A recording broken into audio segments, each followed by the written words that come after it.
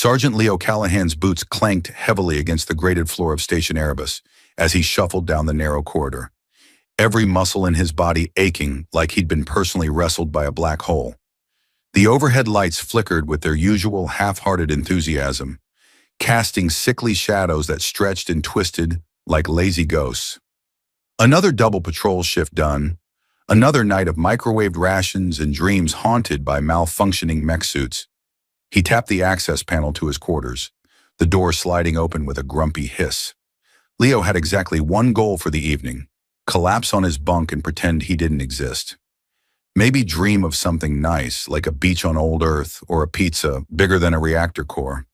Instead, he found a stranger sitting on his bed. She looked up at him, mid-bite of what appeared to be one of his protein bars, the ones he'd been hoarding like precious gems because the supply officer kept losing shipments. Her silver hair spilled down her shoulders in an effortless tumble, and her long, pointed ears twitched slightly, like sensitive antennae adjusting to a signal. For a moment, Leo thought he'd finally snapped. Maybe the radiation from Deck 9 had finally fried his brain. Maybe this was a hallucination conjured by too many nutrient-deficient meals and exactly 0 days off in 8 months. He said brilliantly. The stranger chewed thoughtfully and swallowed. "Is this not the recycling bay?" she asked in a voice so melodic it could have sold out concert halls had she not been holding his last caramel-flavored ration bar hostage. Leo blinked, then blinked again. "This is my room," he said, every word dragged painfully into existence. The alien woman, because what else could she be, blinked her wide silver-flecked eyes, as if only now processing this information. She looked around, taking in the cramped bunk bed, the sad excuse for a desk piled with half-finished maintenance reports, and the little hand-drawn calendar counting down the days until Leo's hypothetical leave, a number that cruelly only seemed to increase. "I see," she said gravely. Then, with no sign of apology or shame, she patted the bed beside her. "You may share. I am small." Leo, a man trained to remain calm under artillery fire, found himself momentarily speechless. He took a step back into the hallway, checked the room number on the door, 47B, just like always, and then cautiously stepped back inside, half expecting her to vanish like a dream. Instead, she remained stubbornly real, nibbling on the corner of the ration wrapper with a contented hum. "Look, Miss, Alien Lady," Leo said, trying to wrestle his brain back into command. "You can't just, this isn't, people don't." He gave up and gestured wildly at her in the universal human sign for "explain yourself before I call security." The alien tilted her head. Her long ears twitched again, adorably, like a cat picking up on a distant sound. "I am Sira of the Tethari," she said grandly, thumping her chest with a small, proud fist. "Navigator, traveler, occasional accidental recycler." Leo opened his mouth to argue, but the words died before they even had a chance. There was something so utterly earnest about her, like a child caught stealing cookies, but completely convinced she was allowed. "Right," Leo muttered. "Tethari, of course. Should have known." He pinched the bridge of his nose. Somewhere in the universe, a cosmic entity was laughing at him. The rational part of his brain suggested politely but firmly that he should call station security, report the breach, and let someone higher up the chain deal with it. Preferably someone with fewer coffee stains on their uniform and more training in alien diplomacy. But another, much stupider part of his brain, the part that hadn't had a real conversation outside of mission briefings in months, hesitated. Because the woman, Sira, wasn't threatening. If anything, she looked more curious than dangerous. And frankly, Leo had been trained to recognize dangerous things. Plasma guns, rogue AI drones, tax audits. Sira didn't fit the list.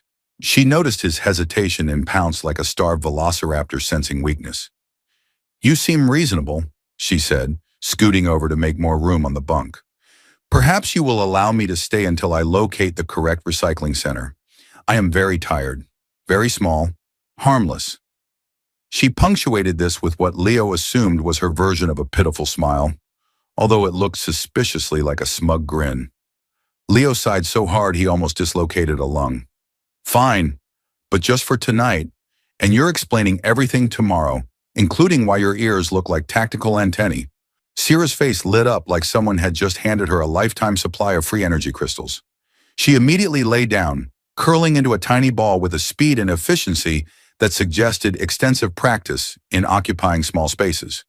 Within seconds, she was snoring, or making some strange alien equivalent, a soft, musical hum that vibrated the bunk slightly.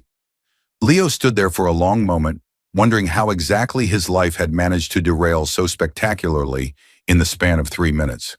He'd survived enemy fire, sabotage attempts, and the time Private Jenkins accidentally vented half the oxygen from the mess hall during pizza night. But this was new. Muttering under his breath, he collapsed into the single chair squeezed between the bunk and the tiny desk, kicking off his boots with a grunt. He stared at Sierra, who now had her hand wrapped possessively around the half-eaten protein bar, like a dragon clutching its hoard. "This is fine," Leo muttered, glaring at the ceiling. "Totally normal. Happens all the time.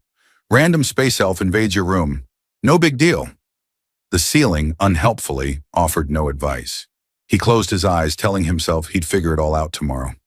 Maybe he could sneak her back onto her ship. Maybe she'd realize her mistake and leave before anyone noticed. Maybe, Sierra let out a tiny snort in her sleep and muttered something in a language that sounded suspiciously like pillow war imminent. Leo cracked one eye open and shook his head. Yeah, he was doomed, and deep down a traitorous part of him didn't mind one bit. Morning came slowly on Station Erebus, as it always did, not because of any natural sunrise, but because the station's lighting system had exactly 2 settings: sterile surgical nightmare and overcooked toast. At 0600, the lights flicked on with all the grace of a startled goose, and Leo Callahan groaned, one arm flinging over his eyes like a man warding off the apocalypse. He had slept approximately 3 hours. During that time, he had experienced 2 dreams, one in which his bunk was a diplomatic arena, and he was forced to mediate an argument between his pillow and a sentient mop, and another in which an alien woman with glittering silver eyes kept asking him why humans insisted on putting cheese in tubes. The second dream, tragically, turned out not to be a dream at all. "Your sleep posture is poor," Sierra observed from the bunk. She was seated cross-legged at the foot of it, freshly awake, dressed in a sleek lavender wrap that shimmered slightly and looked far too clean for anything found on this grease-stained station. "I didn't sleep on the bed," Leo grumbled, dragging himself upright, "because you were occupying it like an imperial warlord." "You said I could stay," she replied matter-of-factly, her long ears twitching faintly with amusement. "This implies territory. I have claimed the high ground. You may have the floor in peace." He blinked at her. "Did you just quote a strategy manual? I read your data pad while you slept. Your passwords are not imaginative." Leo's jaw dropped. "You hacked my pad?" "I guessed. Your access code is literally Bacon42. There was a moment of heavy silence during which Leo debated whether to throw himself into the station's trash compactor and be done with it. Unfortunately, the trash compactor had been out of service since the spaghetti incident of 2278, and he didn't want to be remembered that way. Instead, he ran a hand through his hopelessly messy hair and sighed. Okay, we need to talk. Like, proper talk. You're not in the right place, and I could get court-martialed for this. They don't tend to smile on interspecies sleepovers, especially when one of the species isn't registered on the station manifest. Sierra blinked slowly. "I understand. You are afraid."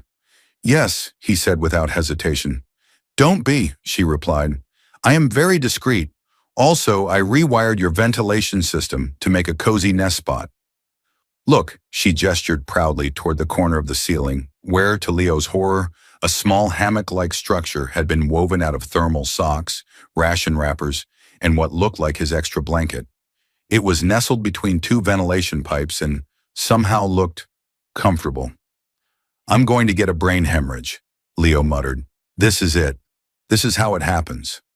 "You humans are so dramatic," she said, grinning.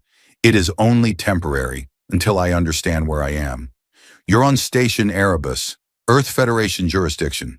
You shouldn't be here, Sierra." She tilted her head. Is this not a neutral zone? Leo paused. Technically, she had a point. Erebus was considered a multi-species civilian military outpost. But that didn't mean unregistered visitors could stroll in and occupy soldier quarters like they were booking a room at the Hilton Nebula. Still, he didn't want to throw her to the bureaucratic wolves just yet. Something about her unsettled him, not in a bad way, but in a strange, quiet way, like standing near a dormant engine and realizing it might roar to life at any second. She was too calm, too clever, and far too curious to be the harmless space tourist she pretended to be. Leo sat heavily in the chair and rubbed his temples. Fine. First rule, no more rewiring my systems. Second rule, you stay quiet and don't leave the room unless I say it's safe. I'll figure out how to sneak you out, preferably without anyone noticing your ears. Sierra made a face. They are perfectly normal ears. They're like antennas. I'm pretty sure they could pick up galactic radio. She wiggled one experimentally. Only on Thursdays.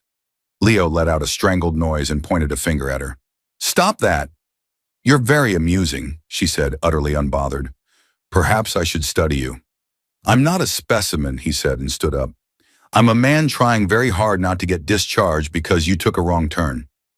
Sierra folded her arms and arched one elegant brow. Then perhaps we help each other. Excuse me?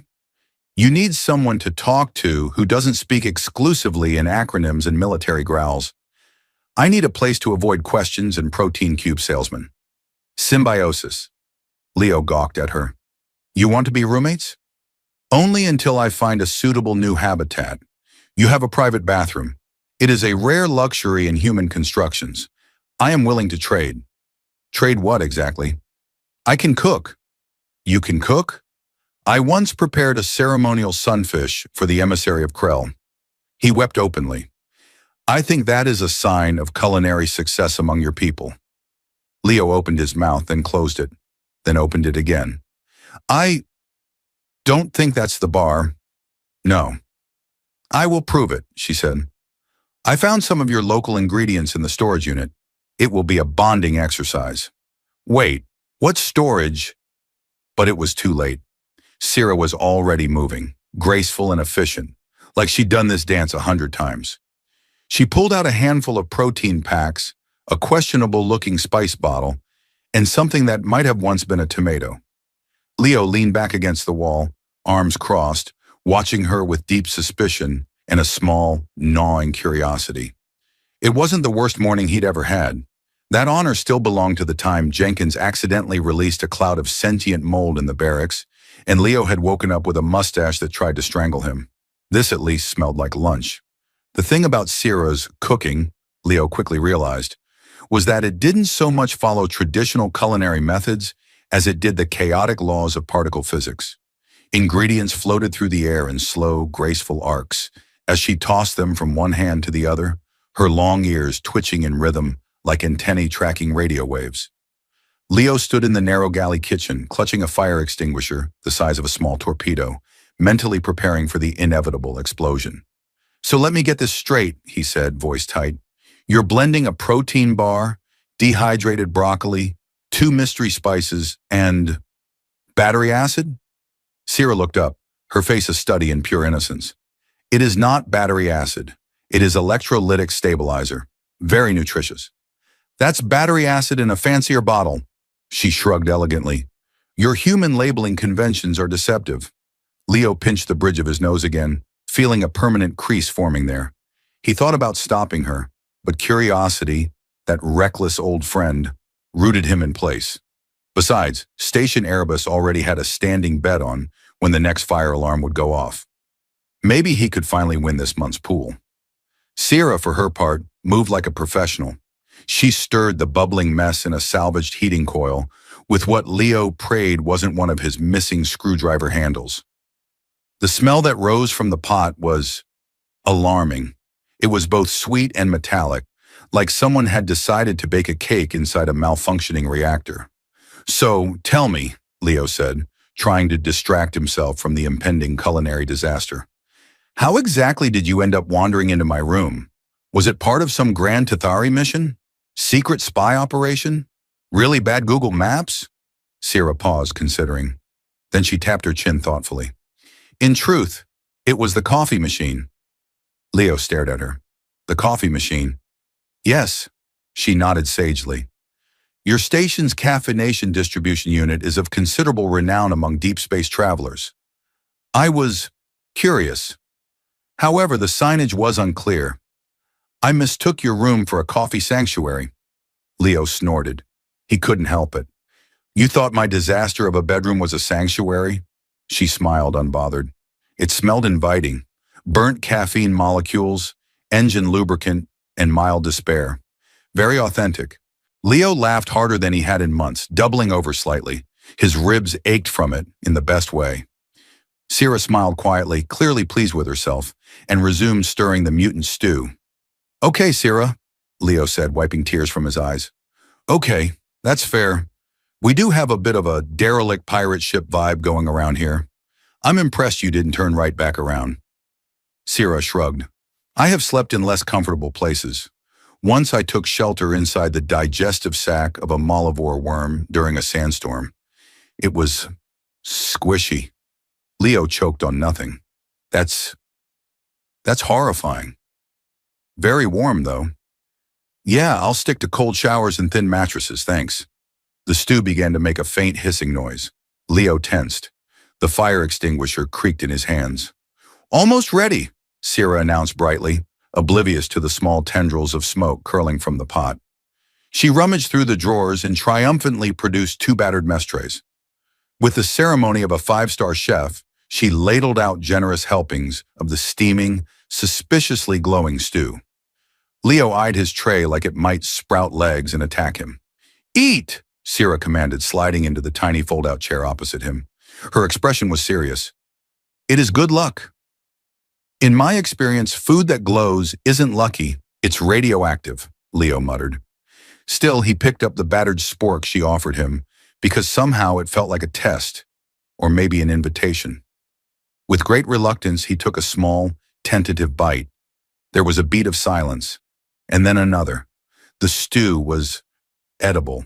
Against all odds, it was shockingly edible. Salty, savory, a little tangy, and only mildly metallic, like licking a battery at a gourmet restaurant. Leo blinked at his tray, betrayed by his own taste buds. Holy stars, he said. You're a genius. Sierra beamed, her long ears perking up proudly. I told you. Leo took another bite, more confident now. So what exactly is the plan, Sierra? You can't hide out in my room forever. I mean, the ventilation pipes won't hold you for more than a few days without someone noticing the sock nest. She set down her spork carefully. I have been considering this. Perhaps I could integrate myself into your station society. Leo nearly choked on a chunk of broccoli. You want to blend in? Sierra, you have glowing eyes and antennas for ears. You'll blend in like a neon sign at a ninja convention. I can wear a hat, she said seriously.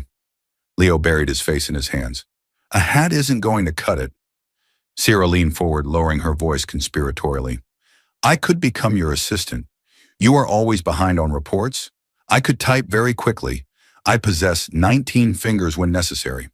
Leo peeked at her through his fingers. Please tell me that's a metaphor. She wiggled her hands, still thankfully 5 fingers each. Only sometimes. There was another long pause as Leo processed the image of Sierra with 19 typing fingers, blurring across a keyboard like a caffeinated spider. He shook his head, chuckling. You're impossible. I am adaptable, she corrected, utterly confident. Leo scraped up another spoonful of the questionable stew and leaned back in his chair, watching her. Maybe he was crazy. No, he was definitely crazy. But deep down, something in him, something weary and worn and lonely, didn't want her to leave. All right, Assistant Sierra, he said with mock solemnity. You're hired. But first rule of blending in, no more glowing food. Agreed, she said, smiling with far too many teeth. And just like that, Leo realized he had stumbled into something far stranger and far more dangerous than he could have imagined. Something that, for the first time in years, felt a little bit like adventure. By the 3rd day of harboring an alien fugitive in his room, Leo Callahan began to lose track of what a normal life on Station Erebus looked like. His routine had once been built from the standard-issue dullness of military outpost monotony, breakfast rations shaped like bricks, exercise schedules enforced by shrieking plasma sergeants, and mission briefings so dry they threatened to mummify him on the spot. Now he woke to the sound of humming, Sierra's voice drifting softly from the ceiling vents where she sometimes nested, a haunting tune that sounded like someone had taught a comet to sing opera. He was pretty sure one of the verses included instructions on how to melt titanium, or possibly how to make soup. With her, it was hard to tell.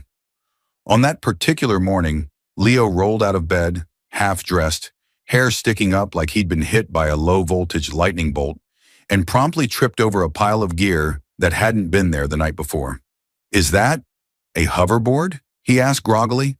Sierra's head popped down from the vent above like a curious bat. "I found it in your maintenance bay. It was sad. Unused. It called to me." "You stole a hoverboard from the maintenance bay?" "I liberated it," she said. "You humans hoard technology like dragons hoard shiny things." Very inefficient. Leo rubbed his face, then squinted at the hoverboard, which had been modified with what looked suspiciously like stabilizers from a drone, and possibly one of his missing toothbrushes. "Did you upgrade it?" "I made it better," Sierra said proudly. "It can now hover through low-gravity corridors, follow voice commands, and sing lullabies in 6 dialects of Cathera."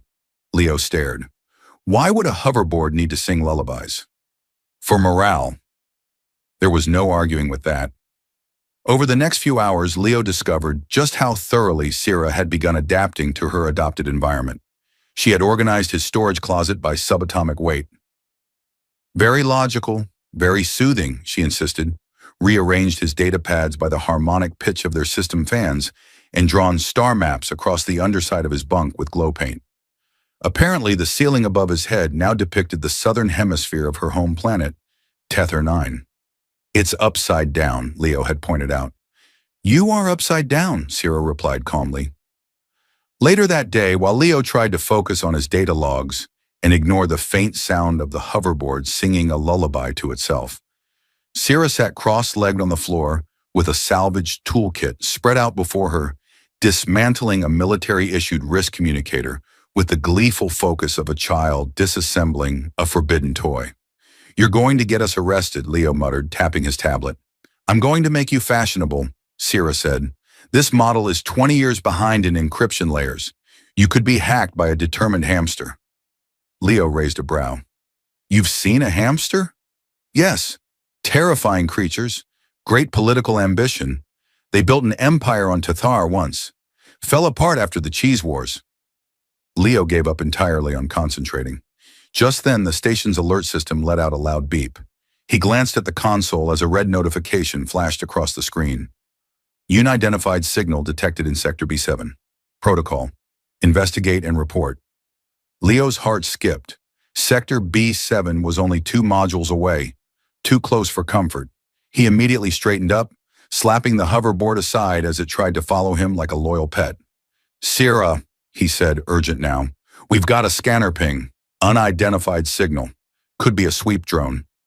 She was already moving. With uncanny speed, she darted across the room, tucked the open communicator into her pocket, and ducked into the vent with practiced ease. Her long ears flicked once before vanishing into the darkness. Leo scrambled to make his room look presentable, or at least legal. He shoved glowing soup bowls under the bunk, slammed the console shut, and kicked the modified hoverboard into the closet, where it crooned softly in Catharan until he muted it with a towel. Just in time. A sharp knock came at the door.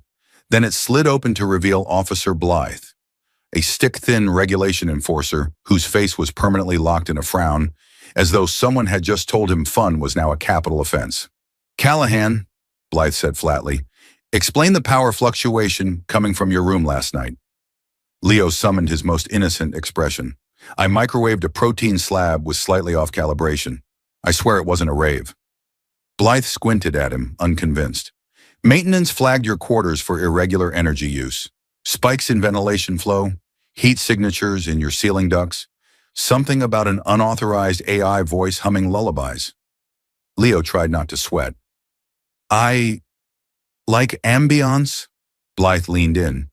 We've been getting reports of a foreign biosignature aboard the station, unregistered, possibly a stowaway.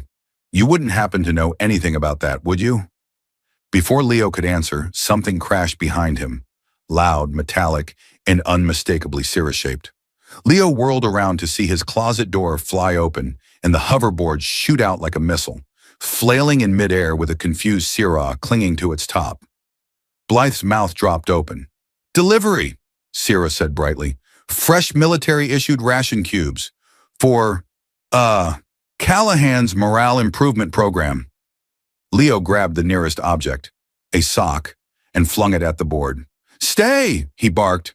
The hoverboard obediently hovered in place. Syrah froze mid-crouch, ears twitching, smile frozen. There was a long silence. Blythe stared, then slowly, wordlessly, turned around and walked out, muttering, "I need a vacation." As the door slid shut, Syrah dismounted with grace, dusted herself off, and grinned. "Morale restored?" Leo collapsed onto his bunk. "You are going to get me airlocked."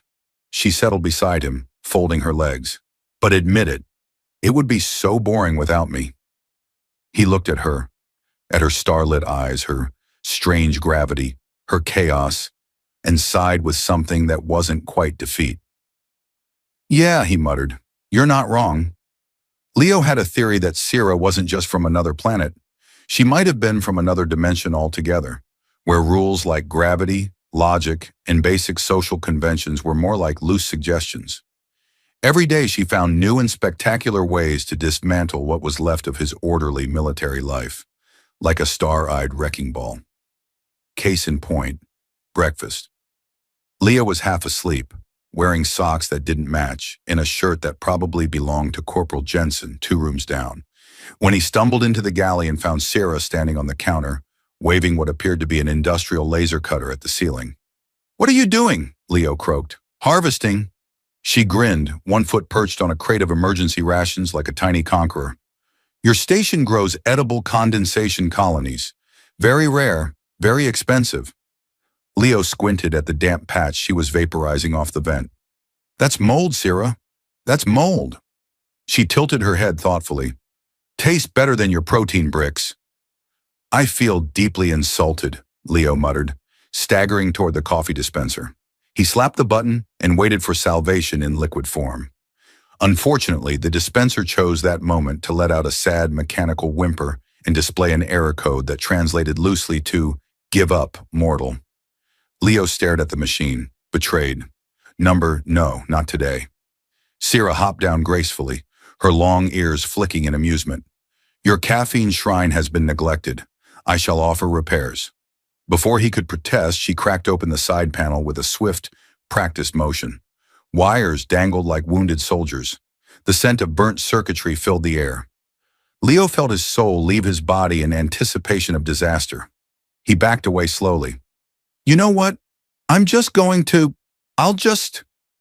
But it was too late. Syrah made a series of rapid adjustments, humming cheerfully in a language Leo couldn't hope to understand, but vaguely suspected involved a lot of words for oops and duck. There was a sharp spark, a whoomp noise, and the entire dispenser lit up. Not exploded. Lit up.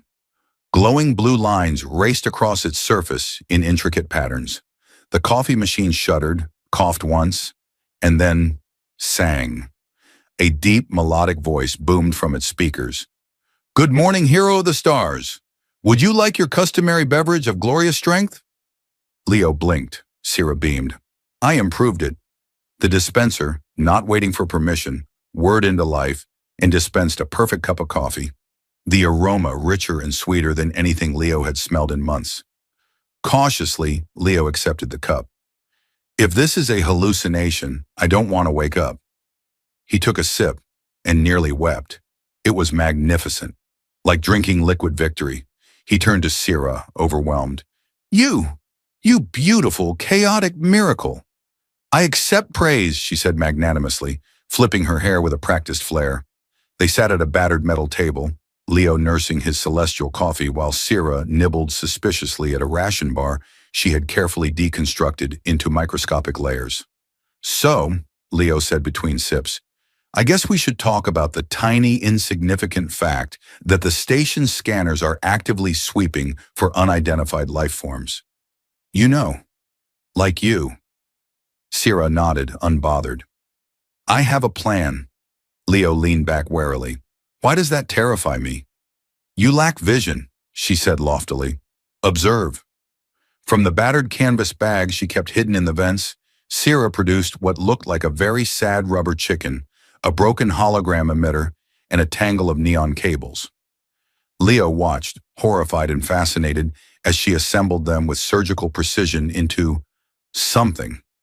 The rubber chicken inflated, its beady eyes flashing an ominous red.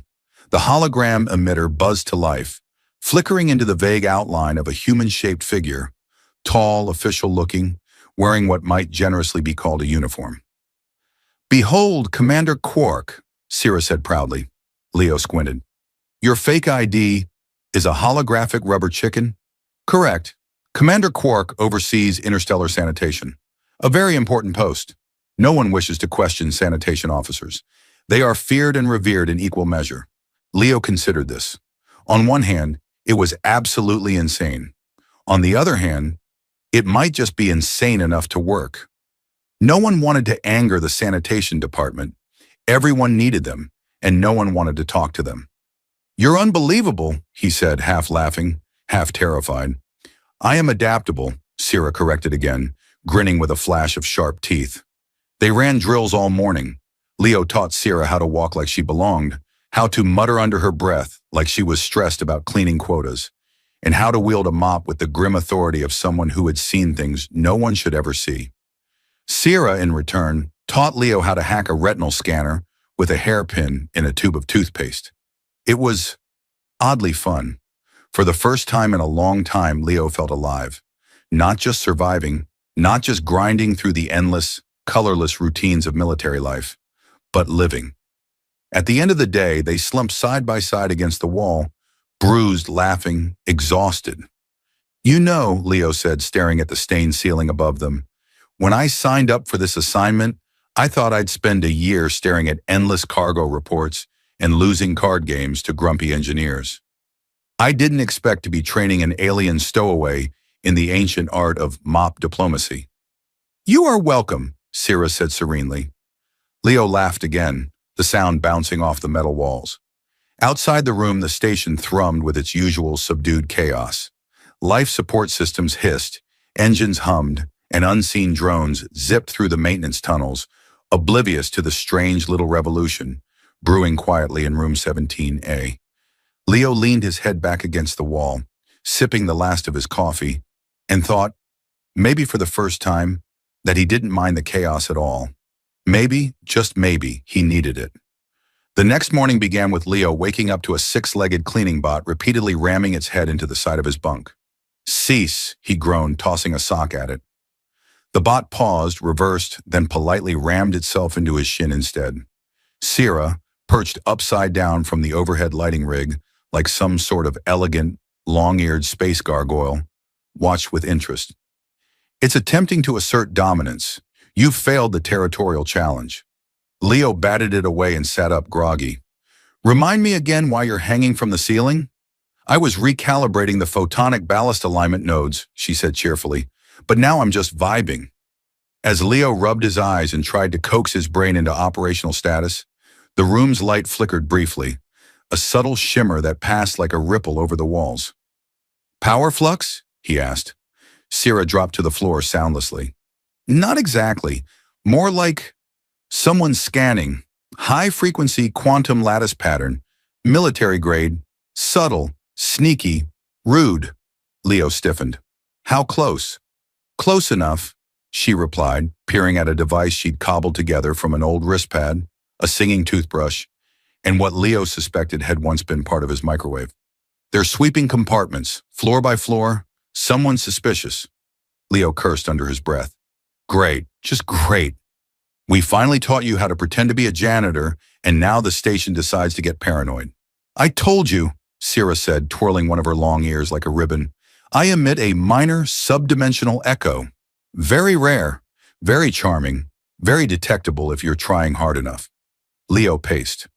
If they pick up a signal in this room, we're toast. And not the good kind of toast. The overcooked kind with military punishment sauce. Sierra considered. Time to implement Operation Inconveniently Timed Plumbing Emergency. Leo paused.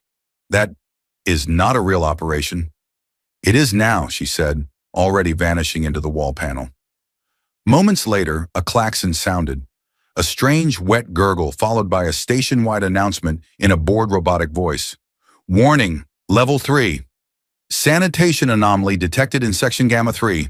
Hazard index, sloshy. From somewhere deep in the ductwork, Sierra's delighted giggle echoed. Leo sighed and grabbed his boots.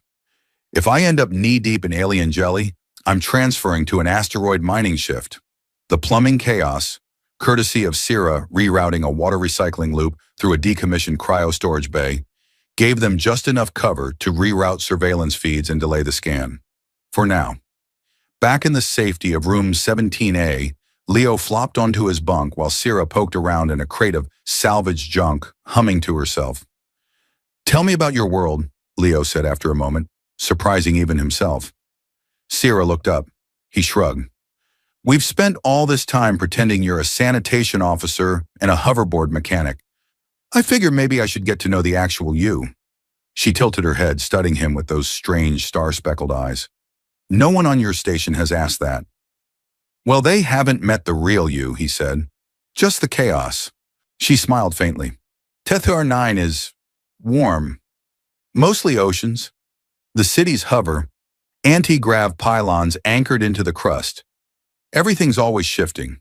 You learn not to build anything permanent. Even names. I've had 3. Leo blinked. You had 3 names? 4 if you count the one I made up for a scam involving jellyfish currency. She grinned. My people live long, very long. We adapt or vanish.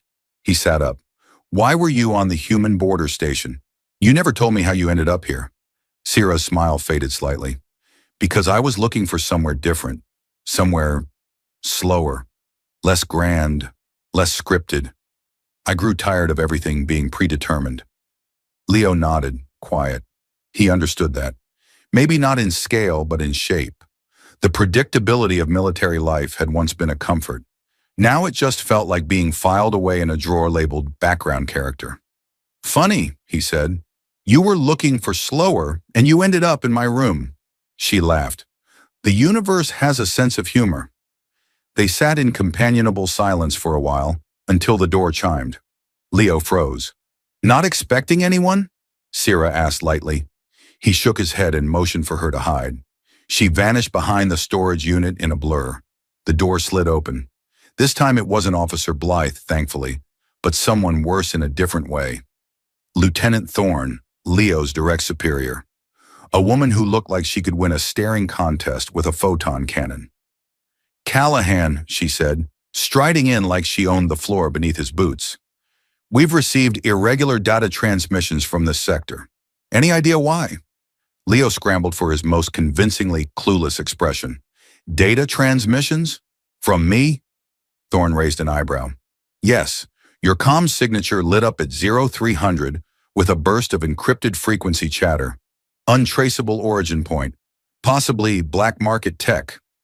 Leo blinked. Ah, that would be my sleep talking? She didn't laugh. Leo laughed nervously. No? Just me? Okay. Thorne scanned the room. Her eyes lingered on the humming hoverboard in the corner, the faint scent of alien coffee, the suspicious lack of dust. You've been cleaning, she said slowly. Leo nodded. Personal growth. Thorne's eyes narrowed. From behind the storage unit came a sudden, panicked chirp. Thorne's hand went to her sidearm. Leo sprang into action. Rats! Storage unit rats! Terrible infestation, huge problem. Very private issue. Bit me once. Had to get a tetanus booster. Thorne hesitated. Also, they sing, Leo added desperately. The unit chirped again. A warbling tune that sounded suspiciously like a lullaby sung by a very embarrassed alien trying to pretend to be a rodent. After a long pause, Thorne sighed. Get pest control and keep your transmissions clean. Yes, ma'am. She turned and left without another word. Sierra emerged from the unit, red in the face. I panicked and reverted to a nesting call. We do that when threatened. Leo was still laughing 10 minutes later. It was official. Leo's life had become an absurd blend of clandestine alien babysitting, advanced mop tactics, and increasingly creative lying. His past self, the straight-laced cadet who used to color-code his ration packs, would have fainted dead away.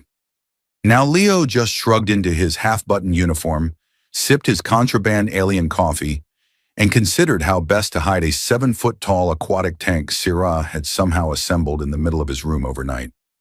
Explain, he said simply, staring at the softly bubbling monstrosity. Syrah, perched daintily atop the tank's rim, like a queen surveying her neon kingdom, smiled brightly. We needed a distraction. Leo pinched the bridge of his nose. Syrah, that is not a distraction. That is evidence. It's art, she corrected. Also, it's alive. Leo stumbled backward. It's what? As if on cue, a small, translucent creature floated up from the depths of the tank, waving stubby tentacles at him like an excited puppy made of bubblegum and existential dread. I named him Globber, Syrah said proudly. Leo stared into Globber's huge, soulful eyes. Globber burbled happily, ejecting a stream of glittering particles that immediately fused into a floating geometric shape, resembling a lopsided cube. Leo turned slowly back to Syrah. This thing is going to get me court-martialed. Syrah nodded sympathetically. And yet, so cute. There was a soft chime, the alert for approaching patrols. Leo's chest tightened. Quick, Syrah said, hopping down. New plan. We claim this is a mental health support organism. Part of your therapy. My therapy? Clearly, you're under emotional duress from working in a high-stress, bureaucratic environment populated by humorless authority figures. She shrugged. I read your station handbook, Leo spluttered. You can't just invent therapy animals. Syrah patted Globber gently. I assure you, on Tathar the Ninth, emotional support cephalopods are a legitimate field. Leo groaned. It didn't matter anymore. His fate was sealed. Either the station's security officers would bust him for harboring a fugitive in an illegal alien life form, or he'd be thrown into psychiatric evaluation for bonding with an interdimensional jellybean. A sharp knock rattled the door. Leo and Syrah both jumped. Syrah gave him a confident thumbs up and dove behind the tank, her long ears barely vanishing in time. Leo opened the door to find Officer Blythe standing there, tablet in hand, wearing the permanent expression of a man one wrong sneeze away from despair. Callahan, Blythe said, voice weary. Routine inspection. Randomly selected. Lucky you. Leo smiled so hard his face hurt. Lucky me.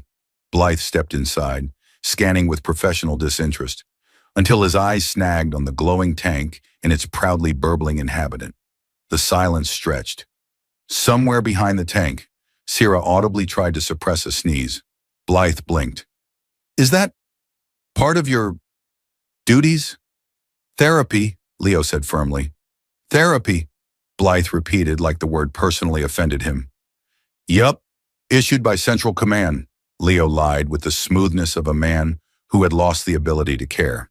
Regulation 42-D, subsection B, optional morale-boosting companion units for personnel experiencing moderate to extreme existential crises. Blythe hesitated. Leo could almost see the man mentally flipping through the endless, ridiculous regulations that had been dumped onto the station after the last morale scandal, when the medical bay had briefly been converted into a knitting circle. Finally, Blythe exhaled. Fine. Log it officially. No unauthorized breeding. Leo nodded, utterly solemn. Wouldn't dream of it. As soon as the door closed behind him, Leo slumped against it. Syrah emerged, triumphant, tossing a handful of shimmering particles into the air like celebratory confetti. We live another day, she declared. Leo shot her a look. You know this can't keep up forever. They're going to notice eventually. Syrah's expression softened. Then we'll think of something better. For a moment, Leo was struck by how fearless she was, not in the reckless way that came from not understanding danger, but in the stubborn, bright-eyed way that said, I see it, and I choose to dance anyway. He envied her, deeply. Glauber floated lazily between them, making a noise like a cosmic hiccup. It somehow felt reassuring. That night, as Leo lay awake under the low hum of the station's life support systems, he found himself thinking about the future, about how, day by day, Sierra had turned his tiny world upside down, about how somehow, in the vast cold machinery of space, in the endless routines of an anonymous life, something extraordinary had found its way to him, and how much he didn't want to lose it. Meanwhile, in the maintenance shafts above them, a small surveillance drone zipped past, its tiny sensors flickering. A half-second later, it exploded into harmless glitter.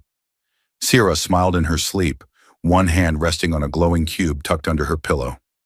Leo Callahan had faced a lot of strange things since joining the Stellar Corps.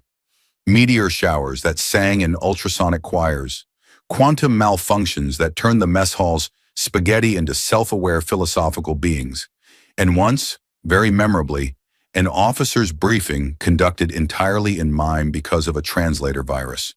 But nothing compared to what he was facing now, a tribunal. Technically, it was a review committee for environmental anomalies and behavioral deviations. But Leo knew a tribunal when he saw one. 3 grim-faced officers sat behind a polished metal table, with Leo standing alone before them, like a particularly guilty potted plant. Behind him, carefully hidden in a ventilation shaft, Sierra was pressed up against the grill, watching with unblinking intensity. Glauber floated loyally in a makeshift backpack, occasionally sticking a tentacle out to comfort pat Leo's back. Commander Vance, who looked like she personally detested anything that sparkled, leaned forward. Corporal Callahan, your sector has experienced 57 separate breaches of standard station protocol in the last 30 days. Explain.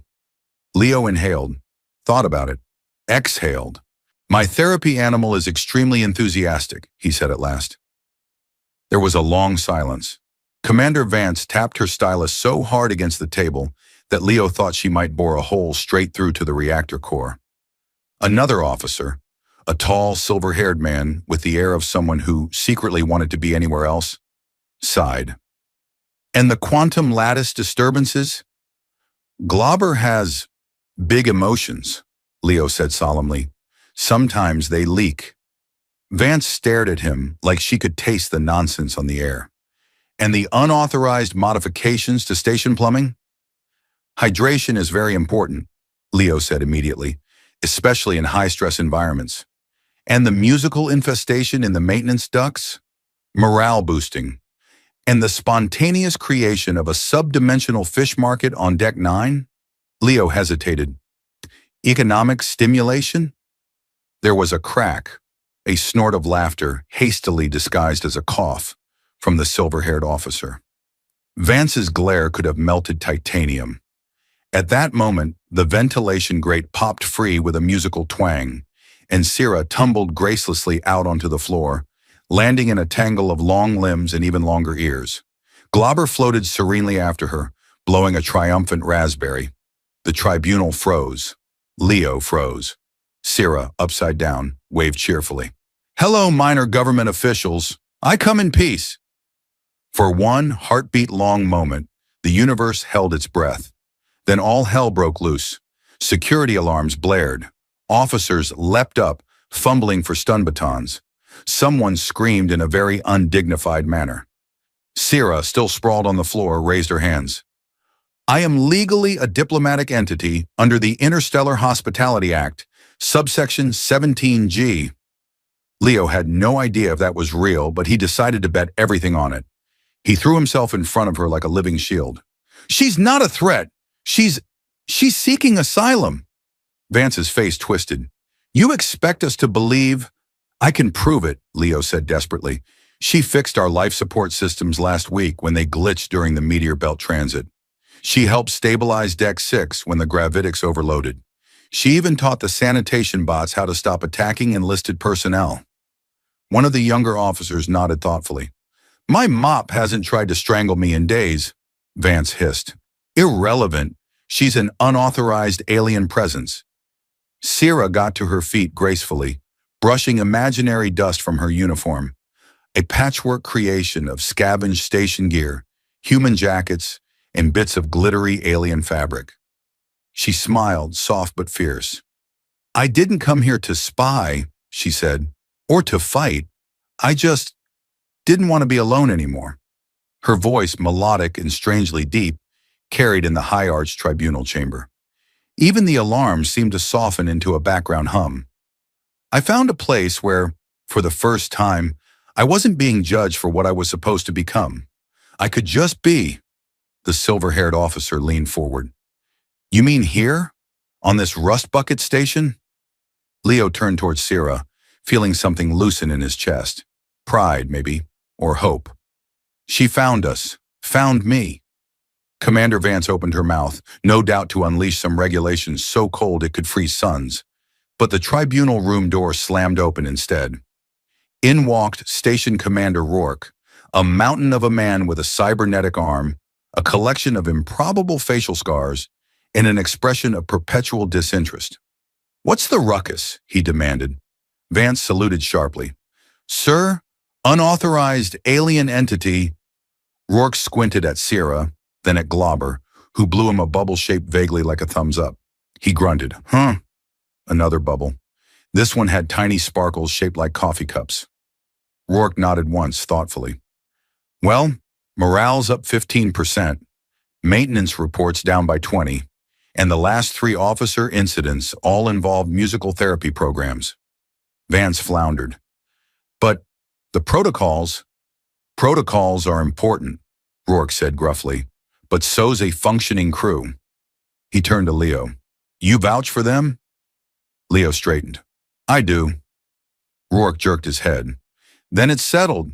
Temporary diplomatic guest status. Official morale officer." Sierra beamed so brightly it was like having an extra sun in the room. Glauber did a victory lap, showering the tribunal in harmless glitter. Vance looked like she might combust. Leo turned towards Sierra, heart thudding hard but light too, lighter than it had been in years. "We did it," he whispered. She grinned. "Told you. Operation. Inconveniently timed plumbing emergency always works." They laughed. Full-throated, free laughter, even as the tribunal dissolved into chaos around them. Later, back in room 17A, now technically classified as Diplomatic Suite 17A, Leo flopped onto his bunk with a sigh of deep, exhausted relief. Sierra sprawled beside him, Glauber perching proudly on the bunk's edge like a victorious jellybean. "So," Leo said, "what now?" Sierra tilted her head, ears twitching slightly. "Now we live," Leo grinned. "Sounds revolutionary." "In some cultures it is," she said seriously. And as the station drifted silently through the void, carrying with it a mismatched crew of misfits, dreamers, and now a long-eared alien woman with a heart as vast as the stars, Leo felt for the first time in a long while like he was exactly where he was meant to be. Home wasn't always a place. Sometimes it was a room with a broken light panel, a stubborn hoverboard, a diplomatic jellyfish, and a girl who refused to leave. And that was just perfect.